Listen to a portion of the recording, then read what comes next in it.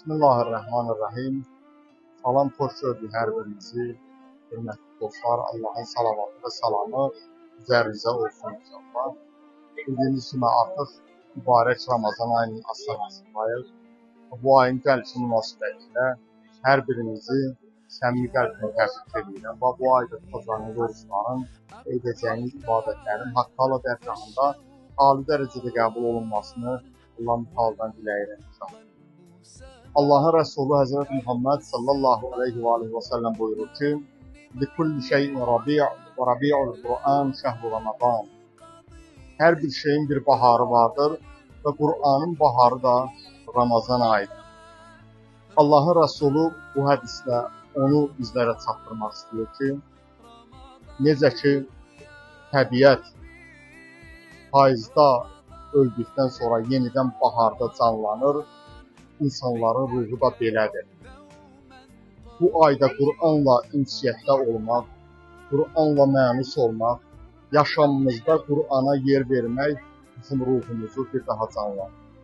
Çalışaq bu ayda Kur'an-ı Kərimə xüsusi diqqət edin.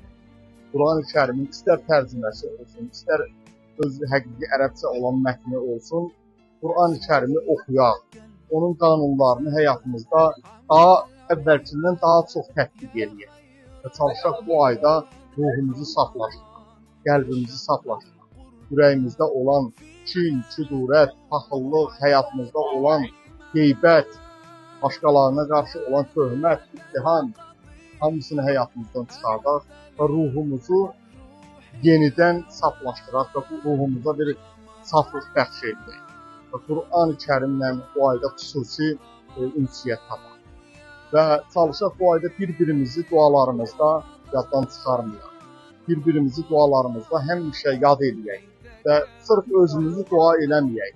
Həm də çalışaq ki, dünyada məzlum müsəlmanlar, məzlum xalqları da inşallah dualarımızda unutmayaq.